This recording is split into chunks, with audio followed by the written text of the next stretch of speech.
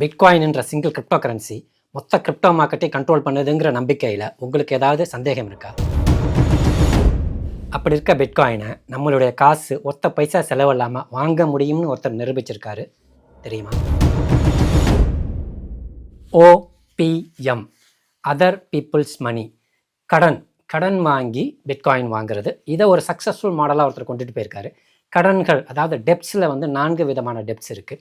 First one பார்த்தீங்கன்னா secured டெப்ட், அதாவது வந்து பிணையுள்ள கடன். ஸோ அது வந்து ஏதாவது ஒரு வீட்டு அடமானம் வச்சோ தங்கத்தை அடமானம் வச்சோ பெறப்படுகிற டெப்டை தான் என்னன்னு சொல்லுவோம்னா செக்யூர்டு டெப்ட்னு சொல்லுவோம். அன்செக்யூர்டு டெப்ட்னு சொன்னால் எந்த ஒரு பிணையும் நம்ம கொடுக்க போகிறதில்ல, பிணையில்லா கடன் எதையும் நம்ம வந்து செக்யூரிட்டிக்கு கொடுக்க போகிறதில்ல.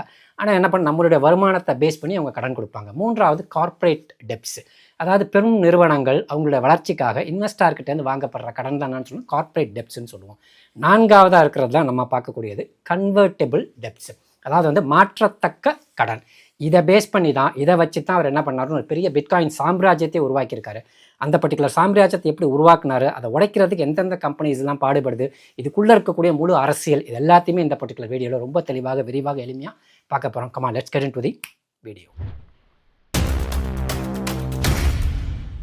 அந்த மனிதர் எப்படி இவ்வளோ பெரிய பிட்காயின் சாம்ராஜ்யத்தை உருவாக்குனாருன்னு இப்போ பார்க்கலாம். ஃபஸ்ட்டு ஒரு கம்பெனி ஆரம்பிக்கிறாரு, பப்ளிக் லிமிடெட் கம்பெனி, ஸ்டாக் மார்க்கெட்டில் லிஸ்ட் ஆகிற மாதிரி, முதலாவது ப்ராசஸ். ரெண்டாவது 2 பில்லியன் கன்வெர்ட்டிபிள் டெப்ட்ஸ், அதாவது வந்து மாற்றத்தக்க கடனை மக்கள்கிட்டேருந்து வாங்குறாரு 0லேருந்து 1% வட்டிக்கு. இப்படி வாங்கப்பட்ட அந்த கடனுக்கு திருப்பி என்ன கொடுக்குறாருன்னா, மக்களுக்கு என்ன கொடுக்குறாருன்னு பார்த்தீங்கன்னா, கடன் யார்கிட்டேருந்து வாங்கினா அவங்களுக்கெல்லாம் ஷேர்ஸ் கொடுக்குறதில்ல, அதற்கு பதிலாக கன்வெர்ட்டிபிள் நோட்ஸ், பாண்ட்ஸ் கொடுக்குறாரு.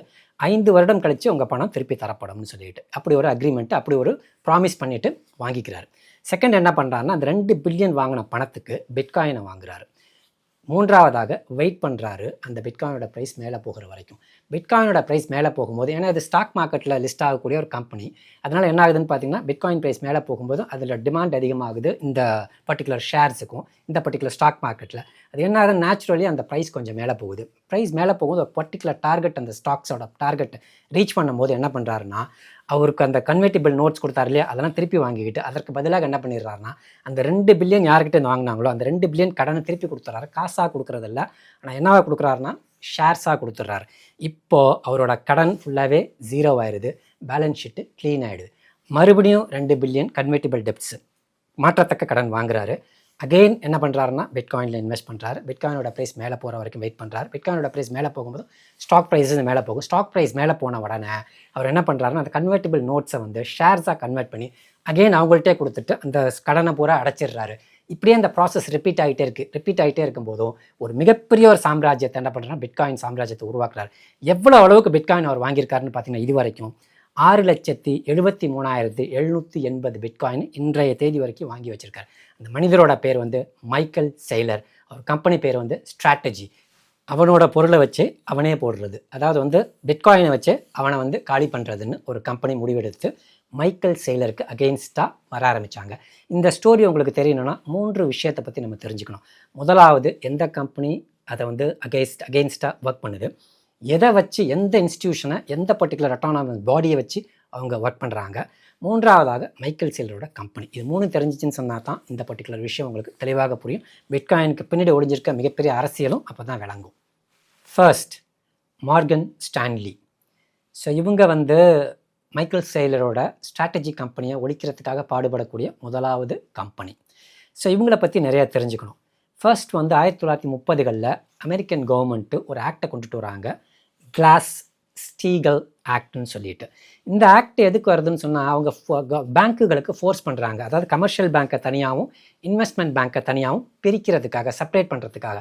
கமர்ஷியல் பேங்க்னு என்னென்னு பார்த்தீங்கன்னா, நம்ம யூஸ்வலாக நம்ம யூஸ் பண்ணுற பேங்க். இப்போ ஒரு பேங்க்குக்கு போகிறோம், டெபாசிட் பண்ணுறோம், ஒரு அக்கௌண்ட் ஓப்பன் பண்ணுறோம், டெபாசிட் பண்ணுறோம், ட்ரான்சாக்ஷன்ஸ் பண்ணுறோம், அது கமர்ஷியல் பேங்க்ஸ். இன்வெஸ்ட்மெண்ட் பேங்க்ன்றது கம்ப்ளீட்லி டிஃப்ரெண்ட். அது வந்து சாதாரண இண்டிவிஜுவல்ஸ்க்காக இருக்காது, அது பெரும் நிறுவனங்களுக்கும் அரசாங்கத்துக்கும் கார்ப்பரேட்ஸுக்கான ஒரு பர்டிகுலர் பேங்கிங் செக்டர், அதுதான் இன்வெஸ்ட்மெண்ட் பேங்க்குமோ. இப்போ இன்வெஸ்ட்மெண்ட் பேங்க்னா என்னென்னு பார்த்தீங்கன்னா, டாக்ஸ் as a bridge between the investor and the corporate and the government. இவங்களுக்கு நடுவில் இருக்கக்கூடிய பாலமாக இருக்கிறது தான் இந்த இன்வெஸ்ட்மெண்ட் பேங்கிங்கிறது. அதுக்காக உருவாக்கப்பட்ட ஒரு கம்பெனி, ஒரு பேங்க் தான் என்னென்னு பார்த்தீங்கன்னா இந்த பர்டிகுலர் மார்கன் ஸ்டான்லின்றது. இது 1935ஆம் வருடம் நியூயார்க் நகரத்தில் உருவாக்கப்பட்டது. இப்போ வரைக்கும் பார்த்தீங்கன்னா குளோபல் ஃபினான்ஷியல் செக்டரில் மோஸ்ட் பவர்ஃபுல் பேங்க்னு சொல்லலாம். ஏன்னா வந்து பல இண்டிவிஜுவல்ஸ், பல கம்பெனிஸ், பல கவர்மெண்ட்ஸோட செவரல் ட்ரில்லியன்ஸ் ஆஃப் டாலர்ஸ் அமௌண்ட்டை வந்து அவங்க என்ன பண்ணுறாங்கன்னா வெல்த் மேனேஜ்மெண்ட் பண்ணிகிட்டு இருக்காங்க. ரெண்டாவது, எந்த இன்ஸ்டிடியூஷன்னு மைக்கேல் சேலரோட ஸ்ட்ராட்டஜியை நசுக்கிறதுக்கு பாடுபடுதுன்னா MSCI அப்படின்ற ஒரு இன்ஸ்டிடியூஷன். ஸோ அதில் இதனுடைய வரலாறு இதை பற்றி நம்ம தெரிஞ்சுக்கணும். CIன்றது ஒரிஜினலி 1969 ஒரு கேபிட்டல் இன்டர்நேஷ்னல் கம்பெனின்னு சொல்லிட்டு ஒரு கம்பெனியால் உருவாக்கப்பட்டது 1969. அதுக்கப்புறம் 20 வருடம், கிட்டத்தட்ட 20 வருடத்துக்கு அப்புறம் 1986 மார்கன் ஸ்டான்லி என்ன பண்ணுறாங்களோ அதை டேக் ஓவர் பண்ணுறாங்க, அதை வாங்குறாங்க. வாங்கிட்டு அதுக்கப்புறம் என்ன பண்ணுறாங்கன்னா அதில் பேர் வந்து முன்னாடி MSன்னு மாற்றிக்கிறாங்க, MSCIன்னு.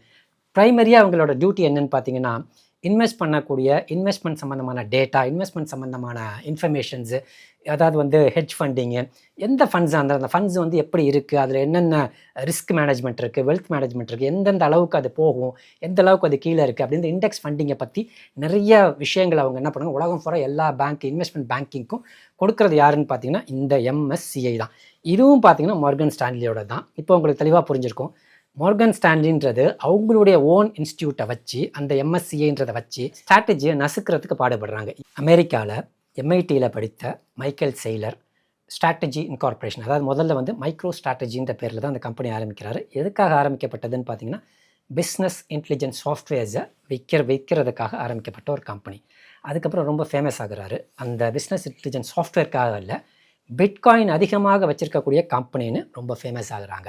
என்ன டிக்கரில் ஃபேமஸ் ஆகுறாருன்னு பார்த்தீங்கன்னா நாஸ்டாக்ல அவருடைய ஸ்டாக்ஸ் வந்து லிஸ்ட் ஆகுது. என்ன பேரில் லிஸ்ட் ஆகுதுன்னா MSTRன்னு.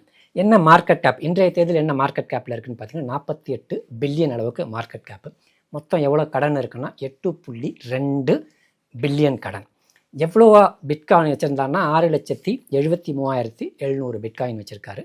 என்ன ஆவரேஜ் ப்ரைஸ்க்கு வாங்கியிருக்காருன்னா $75,026 ப்ரைஸ், ஆவரேஜ் ப்ரைஸ் பிட்காயின், அவரோட பிட்காயினோட ப்ரைஸ். அடுத்தது இப்போதைக்கு அன்ரியலைஸ்டு ப்ராஃபிட் எவ்வளோ இருக்குன்னு பார்த்தீங்கன்னா 12.3 பில்லியன். அதாவது பிட்காயினை 90K $90,000 வச்சா கூட 12 பில்லியன் அளவுக்கு என்னத்தில் இருக்காருன்னா ப்ராஃபிட்டில் இருக்கார். இதுதான் மைக்கேல் சேலரோட ஸ்ட்ராட்டஜி கம்பெனியோட ப்ரொஃபைல். இங்கே எப்படி அவரை தடுமாற வைக்கிறாங்க, இது எப்படி அவர் பொருளை வச்சு பிட்காயினை வச்சு அவரை பழி வாங்குறதுன்றது அதில் இருக்க அரசியல், நுணுக்கமான அரசியலை நம்ம இப்போ தெளிவாக பார்த்துடணும். மார்கன் ஸ்டான்லி என்ன காரணத்துக்காக மைக்கேல் சேலரோட ஸ்ட்ராட்டஜியை நசுக்க முற்படுறாங்க? 2 காரணம். முதலாவது, அவங்க கிட்ட இருக்கக்கூடிய 6,73,000 BTC. ரெண்டாவது, மார்கன் ஸ்டான்லி ETF லான்ச் பண்ண போகிறாங்க, BTCயோட ETF. ஸோ யாரை ஒரு மிகப்பெரிய த்ரெட்டாக ஒரு போட்டியாக பார்க்குறாங்கன்னா மைக்கேல் சேலரோட அந்த கம்பெனியை மிகப்பெரிய போட்டியாக பார்க்குறனால அவங்களால ஆரம்பிக்கப்பட்ட ஒரு இன்ஸ்டியூட்டை வச்சு, அதான் MSCIன்றதை மைக்கேல் சேலரை நசுக்க பார்க்குறாங்க. ஆக்சுவலாக MSCI அந்த இண்டெக்ஸிங்னு சொல்லுவோம், இண்டெக்ஸிங் ஃபண்டுன்னு சொல்லுவோம். அவங்க சில டேட்டாலாம் கொடுப்பாங்க, அவங்க தான் அதை வந்து கவர்ன் பண்ணுவாங்க.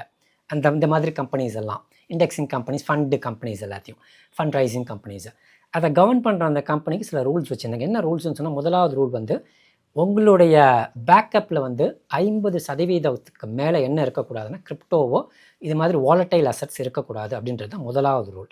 ஆனால் மைக்கேல் சேலர் இது வரைக்கும் எவ்வளோ வச்சுருக்காருன்னு பார்த்தீங்களா, அவரோட மொத்த அசட்டில் கிட்டத்தட்ட 75% எதில் தான் வச்சுருக்காருன்னா பிட்காயினில் தான் வச்சுருக்காரு.